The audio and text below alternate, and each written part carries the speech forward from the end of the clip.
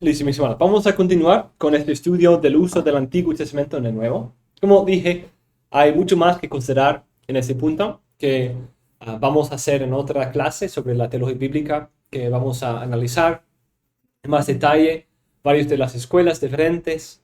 Vamos a ver más ejemplos de los varios tipos y estilos de interpretación. Vamos a considerar en detalle algunos ejemplos difíciles, como por ejemplo uno clásico que siempre se menciona es Oseas 11:1 en Mateo 2:15. Pero en esta clase quiero señalar algunos principios para responder esa pregunta. ¿Podemos imitar la hermenéutica apostólica? Y creo que al entender esto y aplicar algunos de esos principios, creo que sí encontraremos una guía útil para nuestra interpretación también.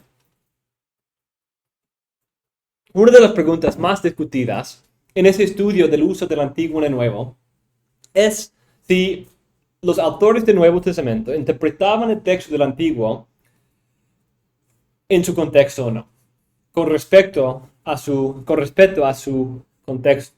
Varios han respondido a esa pregunta de manera negativa. Richard Longnecker, Peter Enns dirían que no, pero dirían está bien porque tampoco los judíos de sus días lo hacían. Entonces eran simplemente usando el contexto interpretativo histórico.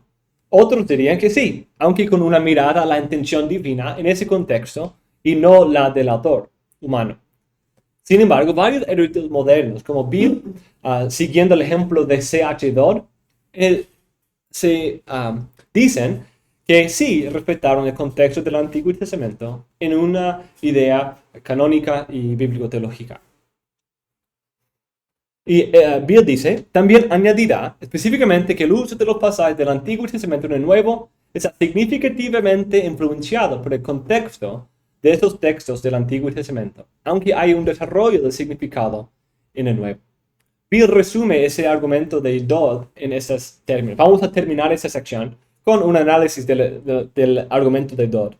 Dodd sostuvo que las citas y alusiones del Antiguo Testamento en el Nuevo Testamento tienen en cuenta el contexto más amplio del pasaje del Antiguo Testamento, del que proceden. Además, sostuvo que el Antiguo Testamento formaba la subestructura de la teología del Nuevo, proporcionando a los escritores del Nuevo Testamento las principales categorías teológicas y su marco de pensamiento que fue finalmente interpretado por el evento salvador de la venida de Jesús.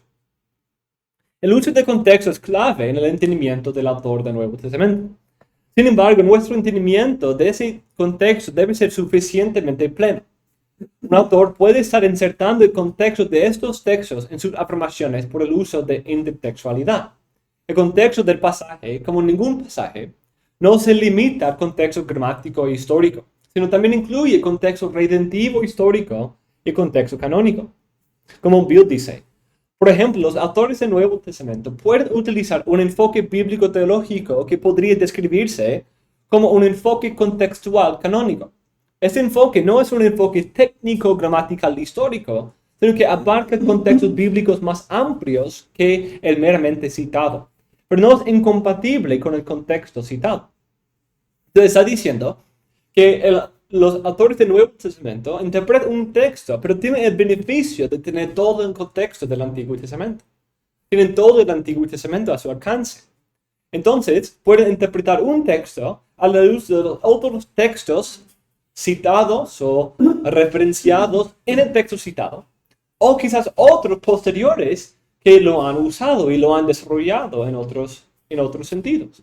Por ejemplo, el libro de Hebreos puede hablar de Génesis 14, hablando de la historia de Melquisedec, en términos de Salmo 110. ¿Quién interpreta ese texto? Aunque viene posterior. Se puede ver a Cristo en Génesis 14, porque Salmo 110 luego ya había visto a Cristo en Melquisedec. A la luz de esa realidad, debemos considerar el contexto redentivo histórico, o cómo ese texto está construyendo sobre la base de textos y eventos anteriores, y la revelación posterior en el resto del canon que puede haber arrojado luz sobre los textos anteriores. Bill dice, a este respecto, debemos considerar que el Nuevo Testamento puede citar un pasaje anterior del Antiguo Testamento, pero entenderlo a la luz de la forma en que ese pasaje ha sido desarrollado interpretativamente más tarde en el canon del Antiguo Testamento. A veces un texto anterior puede ser objeto de desarrollo interpretativo por parte de varios textos posteriores del Antiguo Testamento. De modo que la trayectoria canónica de ese desarrollo bien puede tener que tenerse en cuenta para comprender cómo entiende el Nuevo Testamento el texto que está citando. Entonces, cabe considerar el argumento de C.H. Dodd. Él resume ese argumento en un discurso que dio en la Universidad de Londres en el año 1952, en ese discurso titulado El Antiguo Testamento en el Nuevo. En ese discurso, empieza reconociendo que es posible, como se evidencia en otras fuentes judías y griegas, que los autores del Nuevo Testamento pueden haber usado el Antiguo Testamento por un peso retórico, simplemente usando las palabras del Antiguo Testamento, poniendo sus palabras en términos del Antiguo Testamento, hablando las palabras del Antiguo Testamento por el peso retórico que eso tiene con su audiencia. No necesariamente citando intencionadamente un texto, buscando evocar todo su contexto o entender su contexto, simplemente usando las palabras del Antiguo Testamento por peso. Reconoce que es posible. Este uso retórico no necesariamente incluye un estudio profundo detrás del contexto. Pero aunque dice que es posible, él dice, creo que el número de lugares en los que la han utilizado es menor de lo que podría parecer a primera vista. Entonces está diciendo que si leemos superficialmente, quizás eso sí puede ser la categoría que muchos van a decir. Mira, es un uso retórico. Incluso Bill sí tiene esa categoría, pero es como una de las últimas opciones. Incluso él lo tiene como la última opción. Si no podemos discernir algo, quizás es un uso retórico. Pero Dodd está diciendo que cuando analizamos más a fondo, podemos saber que hay quizás más ahí, más a fondo de su interpretación de lo que aparece a primera vista. Otra posibilidad que ha sido afirmada para explicar este uso del Antiguo y Nuevo, según Dodd, es la alegoría, que están tomando personajes y simplemente a través de algunas semejanzas, de ciertos detalles, están diciendo, mira, está cumpliendo este personaje, está cumpliendo esa descripción. Porque mira, cómo sus huesos no fueron quebrados y los huesos del Cordero Pascual no fueron quebrados, entonces está cumpliendo eso. Pero no tiene nada que ver porque ese texto es una descripción de cómo hacer la Pascua y esa es la muerte de Cristo. ¿Qué tiene que ver eso? Pero si analizamos más a fondo, quizás hay más peso en usar ese texto. Entonces dice que hay algunos rasgos de este uso alegórico, pero dice que no es característico del Nuevo Testamento hacerlo así. Antes bien, él, en contra de estas propuestas no contextuales, Dodd dice, al estudiar sus citas, valdrá la pena, en cualquier caso, buscar siempre el contexto del Antiguo Testamento y preguntarse hasta qué punto se tiene en cuenta. De ahí, Dodd considera algunos ejemplos de textos citados comúnmente en el Nuevo Testamento. Señala un detalle interesante. Aunque el Nuevo Testamento no tiene la costumbre de citar en una manera extensa un pasaje dado del Antiguo Testamento. No, por ejemplo, tenemos todo Isaías 53 citado en un pasaje. O solo hay como un ejemplo de eso en Hebreos 8, cuando cita Jeremías 31. Esa es la cita más larga que hay al Antiguo Testamento. Pero normalmente el Nuevo Testamento no hace eso. Es una frase aquí, una cláusula aquí, un versículo completo aquí. Pero normalmente no va más allá de 2 versículos. Entonces, eso es interesante. Pero al mismo tiempo, cuando empezamos a recopilar todas esas fuentes, esas citas, vemos que hay algunos lugares concentrados de esas citas. Por lo tanto, cuando hacemos esto, produce la idea de que quizás los autores solo citen una frase o un versículo, pero están uniéndose a una tradición cristológica que ha visto el pasaje entero como hablando del Mesías, quien el Nuevo Testamento identifica sin reservas como Jesús. El ejemplo más extenso que él menciona y más llamativo de esto en su artículo es Isaías 53. Él dice que ningún texto del Nuevo Testamento cita todo Isaías 53, y eso es obvio.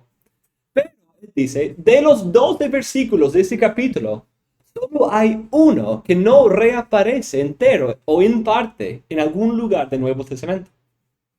Entonces, ¿qué está diciendo? Aunque un solo texto de nuevo no lo interpreta en manera extensa, citando todo el texto, pero aquí y allá podemos recopilar todas las varias frases del capítulo y reconstruir casi todo el capítulo de las citas y referencias que hay a lo largo del canon.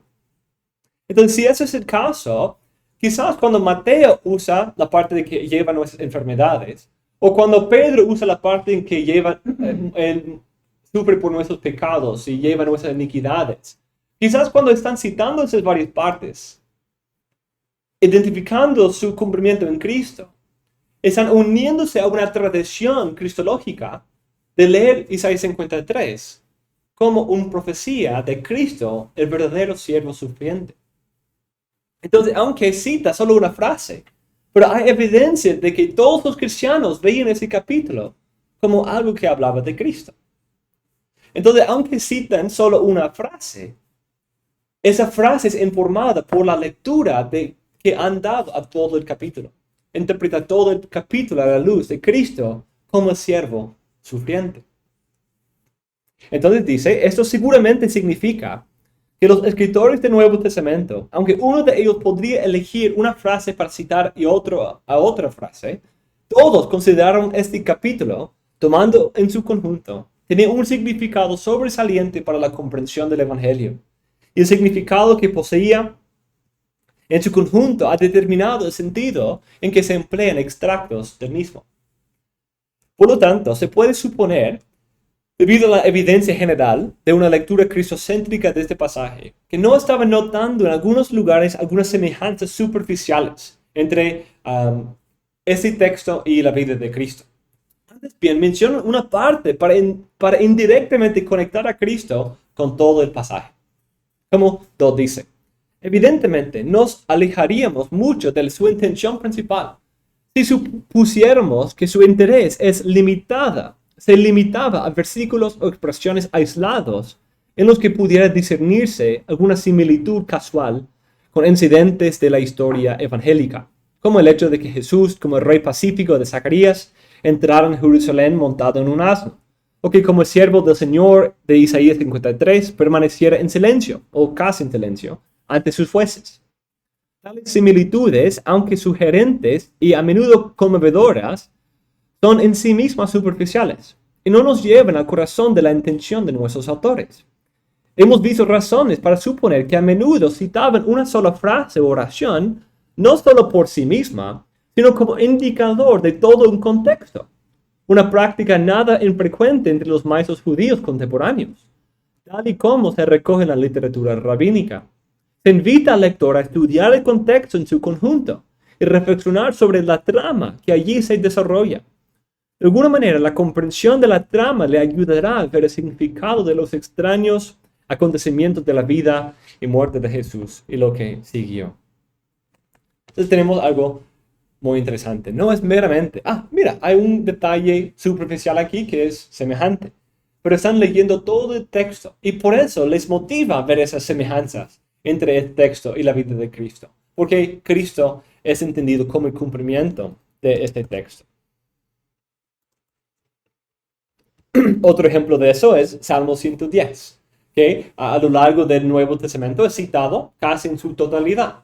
Salmo 110.1 es citado mucho, Hebreos usa el versículo 4, y hay varios otros textos citados de esa manera, versículos del capítulo citados a lo largo del canon. Entonces, eso da evidencia de que aunque solo muchas veces habla del Señor de David en versículo 1, también entienden el sacerdote como Melquisedec, también como un cumplimiento de esa profecía. Otra evidencia que puedo agregar al argumento aquí de Dor es que a veces en un texto del Nuevo Testamento, tenemos indicios de una lectura contextual. Por ejemplo, si un autor hace varias citas o alusiones en un pasaje, a veces vienen de un contexto en común. No es evidencia de que esté leyendo esos textos en común en su contexto más completo, si cita el primer versículo de un contexto y luego otro. Por ejemplo, Romanos 10:15, Pablo cita el texto de la hermosura de los pies del predicador de buenas nuevas, en Isaías 52:7, y justo en el próximo versículo cita Isaías 53, versículo 1.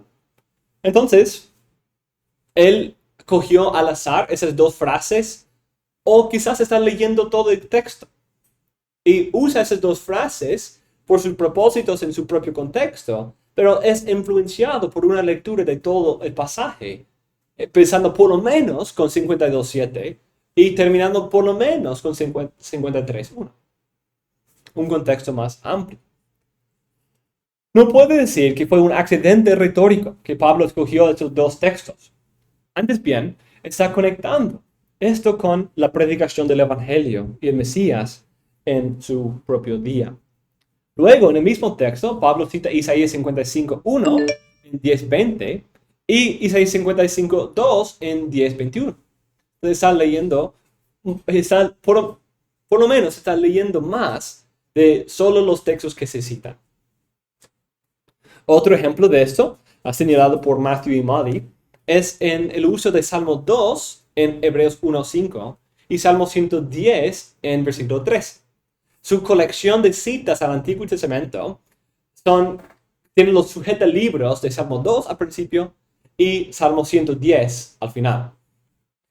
Note esa conexión para argumentar que quizás el autor de Hebreos está leyendo Salmo 110 y Salmo 2 juntos, conectando, leyéndolo como parte de un contexto unido. El hijo de David, el hijo de Dios, quien es el hijo de David en Salmo 2, es también el Señor de David en Salmo 110, quien reina y es ordenado como sacerdote conforme al orden de Melquisedec. Entonces está uniendo esos dos textos como para hablar de la superioridad de Cristo como el hijo verdadero de David, el mejor mediador de pacto y el mejor sacerdote. Por lo tanto, parece tener un peso considerable la conclusión de Dor y digno de mayor consideración, antes de alegar un descuido de contexto en cualquier uso individual del Antiguo Testamento.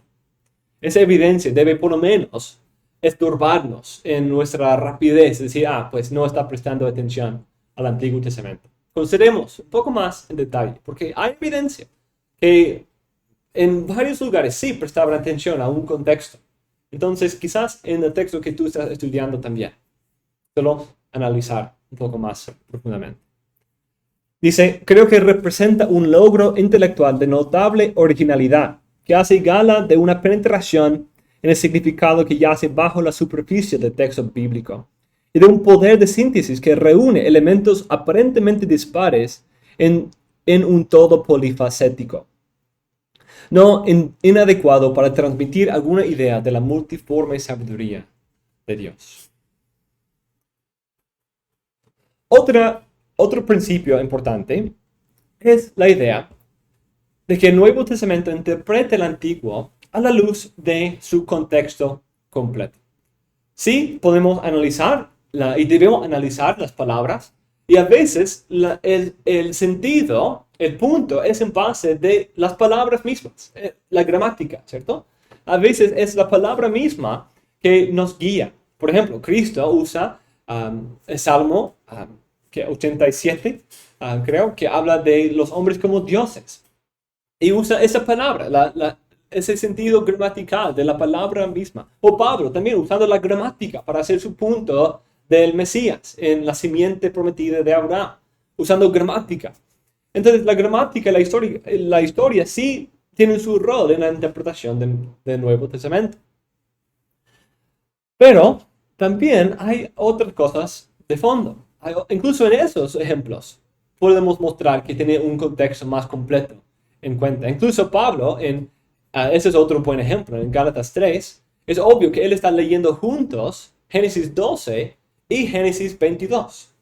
Un contexto más largo de casi toda la historia patriarcal, de toda la historia de Abraham. Está leyéndolo junto. Y eso sujeta libros que presentan la promesa del Evangelio. Entonces, parece que los autores del Nuevo Testamento interpretaban el texto conforme a sus 5 niveles de contexto. No simplemente en la gramática, literatura y historia, sino también en cuanto a la historia de redención y la unidad canónica. Bill dice, la consideración del contexto literario inmediato de los versículos del Antiguo Testamento, que es lo que la mayoría de los exégetas afirman como parte esencial del método histórico-gramatical,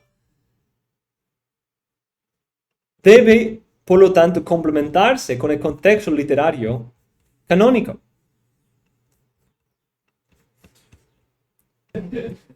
Listo, mis hermanos. Perdón, continuemos. Entonces, como han dicho varios autores, el contexto de un pasaje de las Escrituras es todas las Escrituras. Toda Biblia está en una trayectoria, está todo organizado, todo tiene un destino y debemos entender dónde está un texto en esa trayectoria, dónde está en ese movimiento del tren, en toda la carrera del tren, dónde está, qué textos le ha cargado con información. Un ejemplo de esto vemos en David interpretado en Hechos 2. En Hechos 2, hablando de David, Pedro dice,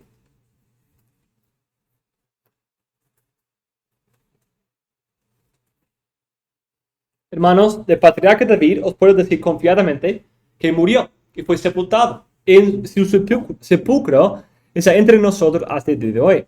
Pero siendo profeta y sabiendo que Dios le había jurado sentar a uno de sus descendientes en su trono, miró hacia el futuro y habló de la resurrección de Cristo. Aquí, siendo profeta, sabiendo que Dios le había jurado, es ese detalle, esa promesa que él había recibido, está en su mente cuando él habla de su propia resurrección. Está pensando del Hijo, del texto anterior. Otro punto al cual esto nos lleva es la visión periférica cognitiva. Quizás se acuerdan de que hablamos de eso en el módulo. La visión periférica cognitiva. Eso Plummer dice, me gustaría proponer en una manera muy preliminar que la intención consciente del autor del Antiguo Testamento y cualquier uso posterior en el Nuevo Testamento puede y debe ser más estrechamente relacionados. Los autores entendían su lugar en la historia de la redención a cierto nivel, y sus escritos son una extensión intencional de esa revelación antecedente. Eran profetas, daban la palabra de Dios, sabían que estaban agregando sobre un fundamento anterior. Y Dios les mostró cosas acerca de lo que era por venir. Muchas veces el Antiguo Testamento habla en ese lenguaje. Aunque muchas veces el autor, por ejemplo el salmista, puede estar describiendo sus propios sufrimientos. El entender su lugar en la historia de la redención, como el pacto que Dios había hecho con David, las promesas que Dios le había dado a él personalmente, una revelación anterior, esa revelación anterior va a informar su entendimiento de lo que está diciendo. Y lo mismo con Salomón, ¿cierto? Salomón en Proverbios, por ejemplo, es un padre dando consejo a su hijo, pero él sabe que el hijo de David es el Mesías, es el rey que va a reinar para siempre. Y eso tiene que estar ahí en su mente en alguna manera, y hemos señalado evidencia para eso.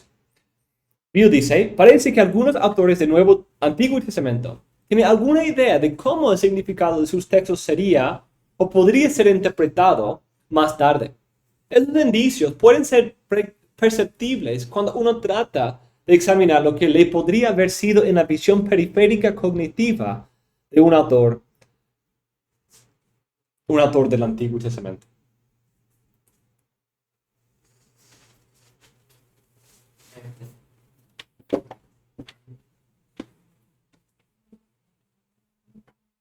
En esto tenemos la ilustración del cuadro.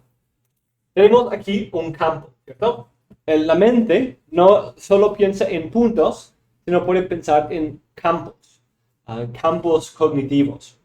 Y esa es la idea aquí. Tenemos aquí todo el campo cognitivo de un autor. Aunque quizás en su contexto original está enfocado aquí. Está enfocado en esta parte aquí. Pero puede ver otras cosas en su alrededor.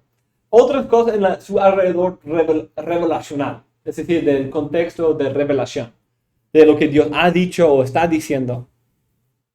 Y puede conectar o ver ciertas conexiones entre ese otro campo de cognición y el punto focal del cual está hablando. Podemos señalar varios ejemplos de eso. Isaías, por ejemplo, en Isaías 11-12, habla del hijo de David, quien viene y libra de lo que parece un exilio en Asiria. Y habla de Asiria y un regreso de Asiria como un nuevo éxodo. Entonces, en su enfoque está hablando en el contexto histórico en que hace poco Israel fue llevado en cautiverio. A Asiria. Entonces, usando ese contexto, describe la salvación futura del Mesías en términos de su entorno específico. Entonces, en su enfoque vemos el cautiverio en Asiria.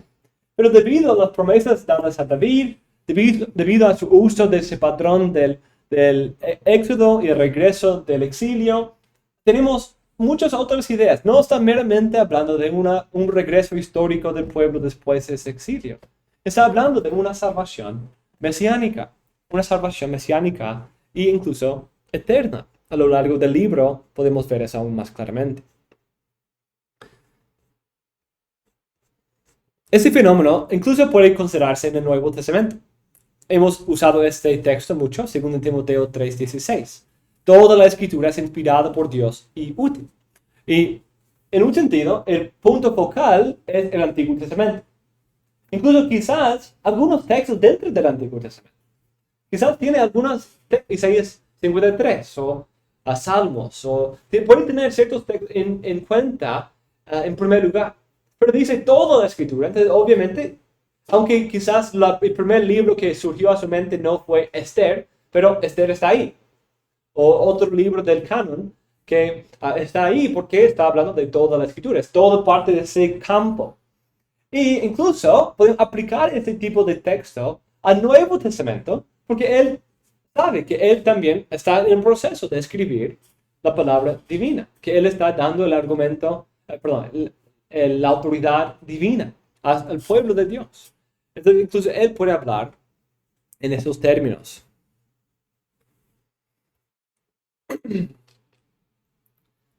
¿Cuáles son esas realidades detrás del proceso de escribir que informan y llenan el campo periférico con conexiones y lo empacan con ideas mesiánicas que los autores del Nuevo Testamento pueden desarrollar posteriormente?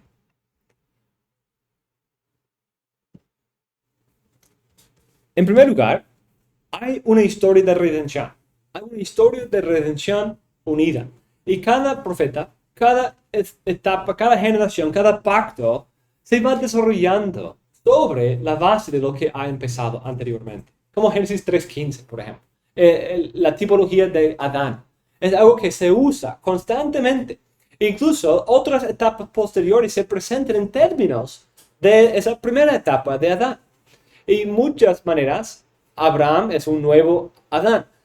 Israel es un nuevo Adán corporativo. Cristo es un nuevo Adán. Esa historia se va desarrollando a lo largo de... Entonces, cómo se ha empezado la historia, cómo se ha desarrollado hasta el momento, ayuda al autor. Porque él sabe dónde está, lo que ha venido y todo lo que eso comunica en cuanto a su necesidad, su obligación o su esperanza.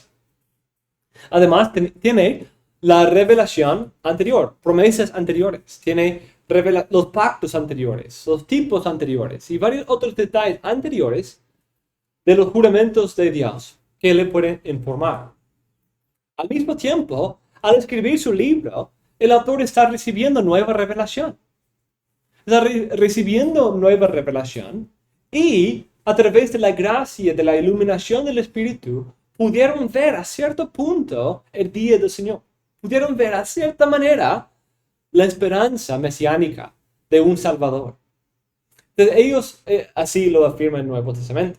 Entonces, al entender a los autores de esta manera, podemos señalar esos tres aspectos. La revelación anterior, la revelación nueva que está recibiendo como profeta en esa línea y la esperanza futura que viene con todo eso y a través de la iluminación. Entonces, parte de esa revelación anterior o incluso posterior es el hecho de que es importante interpretar los textos en su conjunto, que muchas veces un pasaje puede usarse a la luz de otros pasajes o debido a sus conexiones con otro pasaje. Porque los autores del Nuevo Testamento, como los autores del Antiguo Testamento, eran estudiantes del Antiguo Testamento. Habían escuchado bien el mandato hermenéutico del Antiguo Testamento de meditar de día y noche en la ley del Señor. Y habían hecho eso. Y por eso ellos habían visto conexiones entre Números 24 y pasajes del siervo sufriente en Isaías. O habían visto conexiones entre varias otras partes de la promesa a David y los profetas que lo están interpretando. Están viendo esas conexiones porque eran estudiantes de la palabra. Entonces, eso es un punto importante. El profeta tiene esto en cuenta, pero también el autor del Nuevo Testamento está viendo un texto específico, pero él también puede tener un campo completo de otros textos en cuenta. Entonces, el autor humano del Antiguo Testamento puede haber tenido ideas mesiánicas y muchas veces sí las tenía en su representación, aunque hablaba en un contexto específico. Y el autor del Nuevo Testamento puede citar un texto, pero tener en cuenta todo el contexto, o quizás otros intertextos que hacen referencia a ese texto o que son referenciados en este texto.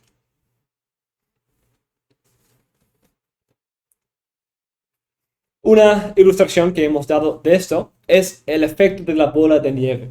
El autor humano de Isaías, por ejemplo, no es hablando en un vacuo, no está hablando de la nada.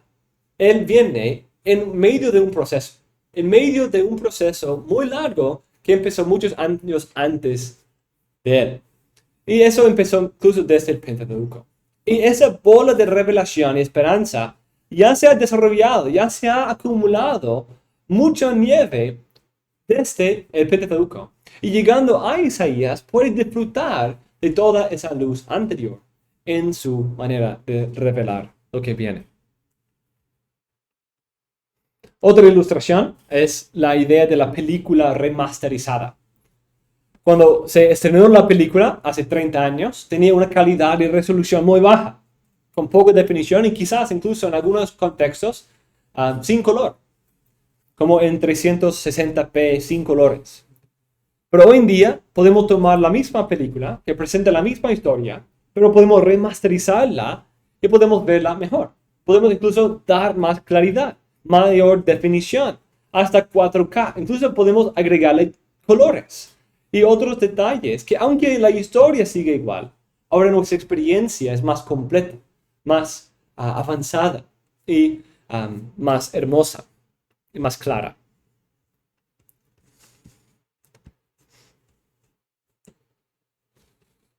Otra idea importante es la profundidad del Antiguo Testamento.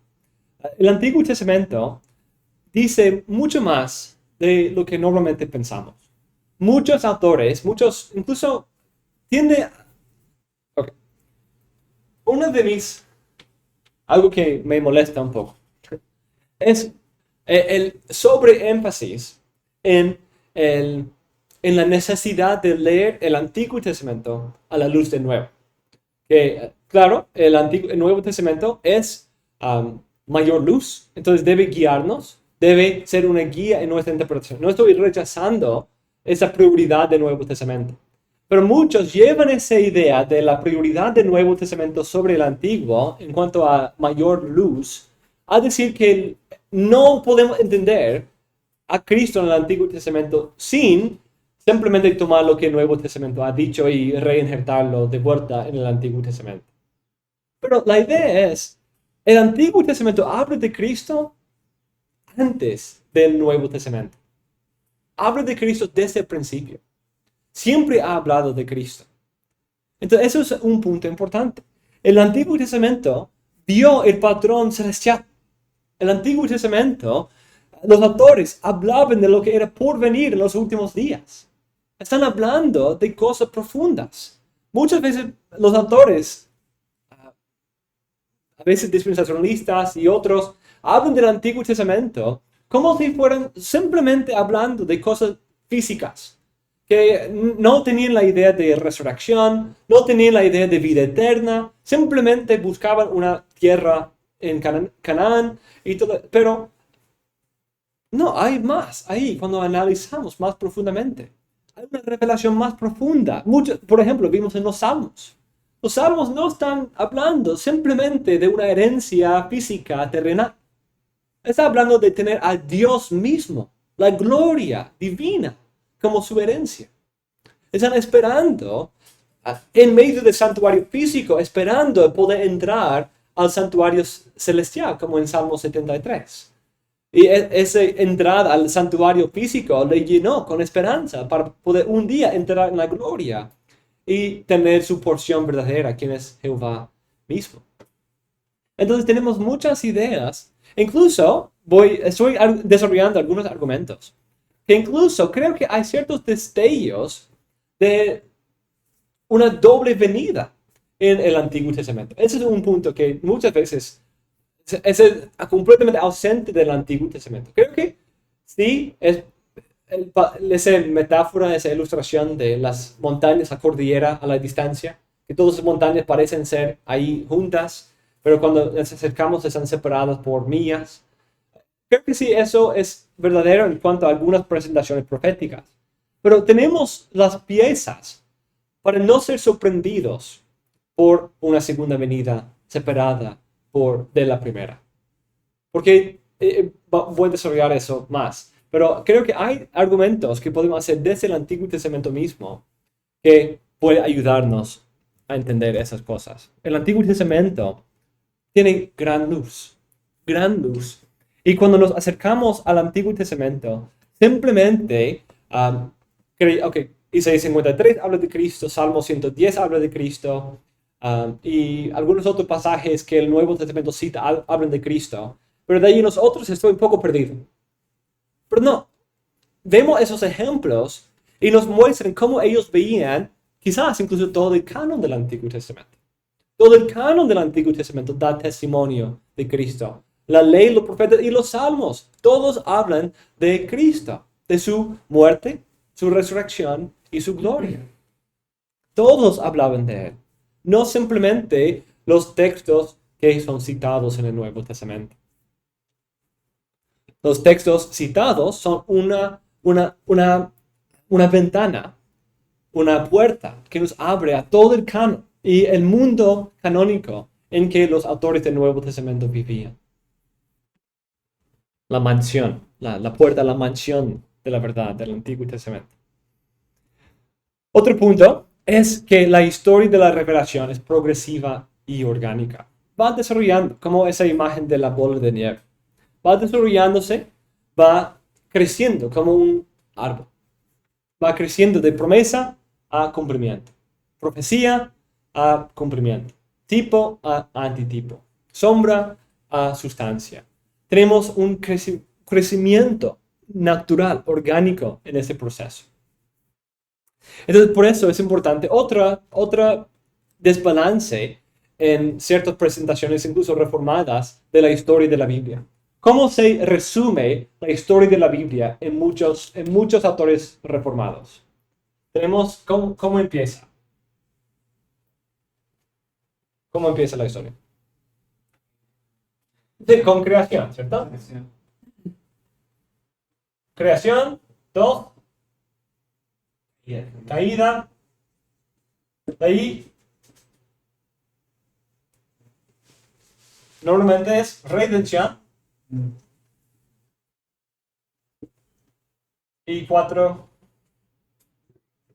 nueva creación.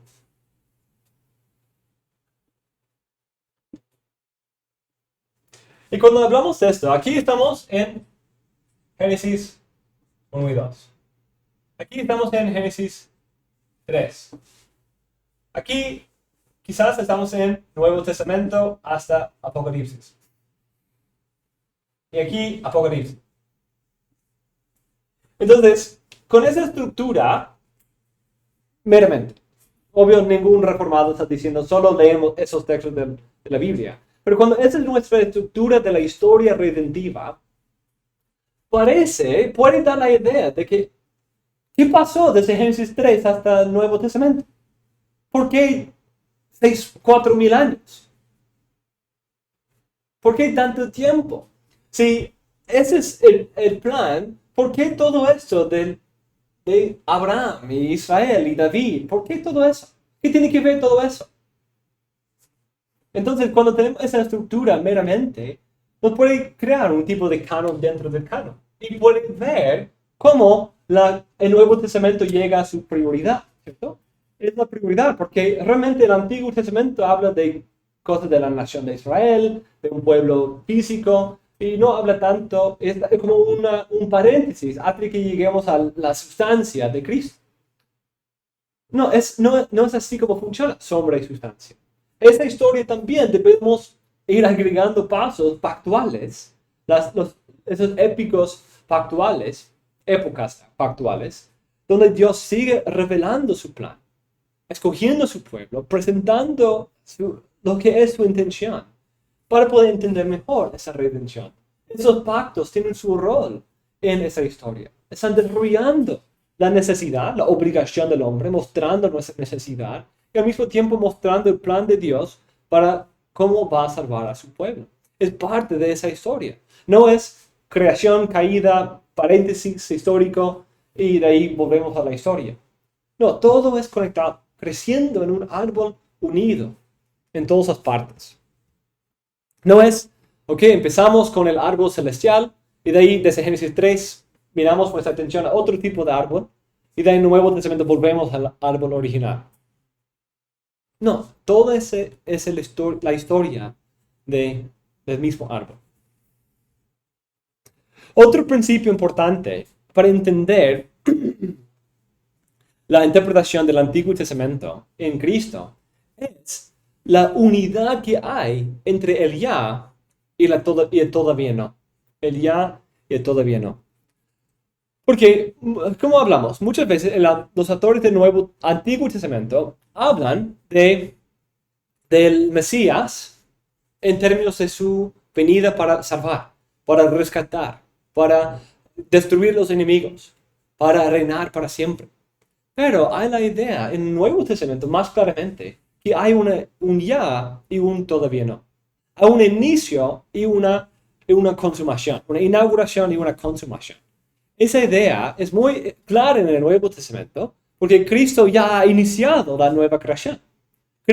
Su cuerpo es una primicia de la nueva creación. Su cuerpo glorificado es una primicia de la nueva creación. Lo que nosotros un día recibiremos es lo que Cristo ahora tiene. Él ya ha logrado la primicia de la gloria. Y nosotros un día disfrutaremos de eso porque somos unidos a Cristo y somos en Él nuevas criaturas. Que ya en nosotros ha empezado porque nosotros somos nuevas criaturas espiritualmente. Pero un día seremos nuevas criaturas totalmente, cuerpo y alma. Entonces hay una idea muy clara de ya, pero todavía no. Pero el ya y todavía no, aunque es paralelo, y voy a argumentar eso luego, es paralelo a tipo y antitipo, pero más íntimamente conectados. Porque el ya produce directamente todavía no. El ya es primicia del todavía no. El ya es conectado íntimamente a todavía no, que produce que todavía no puede existir en un sentido espiritual mientras esperamos su consumación completa. Por ejemplo, el reino de Cristo. Vivimos en el reino de Cristo, pero al mismo tiempo estamos en un sentido esperando el reino de Cristo. Cristo está reinando ya. Reinando en los cielos, en la iglesia. Pero un día esto será el caso universalmente. Entonces, no es que esto y de ahí luego eso, sino esto empieza una realidad celestial, espiritual, en la vida, en la comunidad de la iglesia, que se va manifestando largo de tiempo y se consuma en la gloria. Entonces, hay una conexión muy interesante entre esos dos.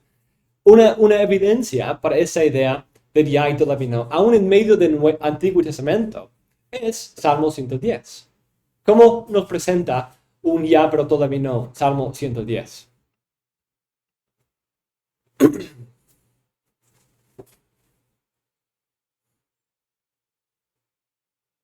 El Señor dijo a mi Señor, siéntete a mi diestra hasta que ponga todos tus enemigos por estrado de sus pies. Entonces Pablo usa, y el autor de Hebreos también usa esa idea del ya pero todavía no, en 1 Corintios 15 y Hebreos, en Salmo 110. Encuentra un ya pero todavía no ahí. Cristo está reinando, pero cuando consideramos la realidad en la cual vivimos, no vemos todos los enemigos puestos por este lado de su pie todavía. Todavía hay cierto enemigo que conquistar, todavía hay la muerte, todavía hay el pecado remanente que vencer. Todavía estamos ahí, todavía hay naciones que se subleven contra el Mesías. Todavía hay esos enemigos, pero Cristo está sentado a la diestra del Padre. Cristo ya está reinando. Cristo ya ha recibido toda autoridad en los cielos y en la tierra. Y ese proceso es la sujeción de sus enemigos, sojuzgando toda la creación, todas las bestias, y está sometiéndolos debajo de él, hasta que todos sean puestos por el estrado de sus pies. ¿Está bien? Entonces, hay otro punto importante. Entonces, volvemos a esta pregunta. ¿Podemos imitar la hermenéutica apostólica? La respuesta es sí. Obvio, debemos tener cuidado, porque no somos inspirados. No podemos decir, pues ellos fueron inspirados, entonces no podemos. Ellos averiguaron cosas por inspiración. Ellos interpretaron por inspiración, como si la inspiración fuera una clave para abrir una puerta secreta ahí en medio del texto, que abrirles la puerta a la intención divina detrás de un texto humano que no estaba ahí hasta que se abrió la puerta. No es eso. No así funciona la inspiración en ellos. Pero la inspiración sí asegura la veracidad de su interpretación. La inspiración sí asegura que son fieles en su interpretación. Y nosotros no somos inspirados. Entonces debemos imitarles, pero debemos ser cautelosos. Debemos tener cuidado. Debemos esforzarnos. Debemos mostrarnos obreros aprobados por manejar bien, con precisión, la palabra del Señor. Debemos aprender de ellos, sentarnos bajo sus pies, analizar, entender, adaptar su cosmovisión, adaptar su manera de ver el Antiguo Testamento y interpretarlo de esa manera. Pero al mismo tiempo debemos tener cuidado que nosotros tampoco somos prescriptivos. Nosotros vamos a fallar. Incluso imitando su ejemplo vamos a fallar. Pero con tiempo, con meditación, con humildad, podemos ir creciendo en este punto. Entonces, no solamente podemos, sino debemos. Debemos, porque ellos fueron inspirados, porque ellos nos mostraron cómo hacerlo, porque ellos son el fundamento de nuestra iglesia, porque ellos recibieron el Espíritu para enseñarnos todas las cosas. Ellos recibieron esa ayuda para ser una guía en la verdad para nosotros. Fue a través de ellos que hoy nosotros creemos en Cristo. Entonces, ese ministerio apostólico y profético del Nuevo Testamento es algo clave para que nosotros pudiéramos acercarnos a la revelación divina, entenderla y tener un testimonio fiel de Cristo, quien es el cumplimiento de las Escrituras. Entonces, mis hermanos, hemos resumido varios principios importantes de hermenéutica, del uso del Antiguo Testamento en el Nuevo, que nos ayuda. Debemos prestar atención al contexto. Debemos prestar atención al contexto histórico, redentivo y canónico. interpretar un pasaje a la luz de todo su contexto. Debemos considerar que aunque un profeta está diciendo una cosa, quizás tiene en cuenta otras cosas también, a través de alusiones, a través de palabras compartidas, a través de un contexto más largo, más grande. Además, debemos apreciar la profundidad del Antiguo Testamento. Nunca se presentan como encontrando nuevos sentidos en el Antiguo Testamento, sino proclamando lo que esperaban, lo que querían decir los autores del Antiguo Testamento. Eso quizás nos sorprende, pero es algo que el Antiguo Testamento espera también. Está hablando del Mesías. Es un libro mesiánico con una esperanza mesiánica, hablando de un futuro mesiánico. Y al mismo tiempo, debemos entender que Cristo cumple esas profecías, pero en un sentido de ya, pero todavía no. Y mis hermanos, espero que eso sea útil para nosotros, para entender y que el Señor nos ayude a amar más su palabra y ir trazando más esas conexiones que hay a lo largo del Antiguo y Nuevo Testamento.